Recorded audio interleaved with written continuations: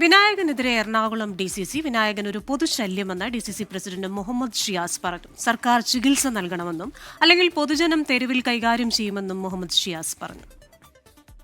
ഒരു പൊതുശല്യമാണ് വിനായകൻ എന്ന് പറയുന്നത്. പൊതുശല്യമാണ്.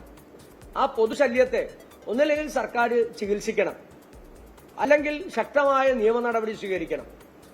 ഇതിങ്ങനെ നിരന്തരം ആവർത്തിച്ച് എല്ലാവർക്കും ഒരു തലവേദനയായി മാറുമ്പോൾ പിന്നെ ജനം തെരുവിൽ ഇവരെയൊക്കെ കൈകാര്യം ചെയ്യേണ്ട ഒരു അവസ്ഥയിലേക്ക് വരും. റാഫി കരീമാണ് വിശദാംശങ്ങളുമായി കൊച്ചിയിൽ നിന്ന് ചേരുന്നത്. റാഫി, ഇത്തരത്തിൽ അതിരൂക്ഷമായ വിമർശനം മാധ്യമപ്രവർത്തകർക്ക് മുന്നിൽ വിനായകനെ കുറിച്ച് ഉന്നയിക്കുന്നു. എല്ലാവർക്കും ഒരു ശല്യം, എല്ലാവർക്കും തലവേദനയാകുന്ന വ്യക്തി, ഇതിന്റെ ഒരു സാഹചര്യം എന്താണ്?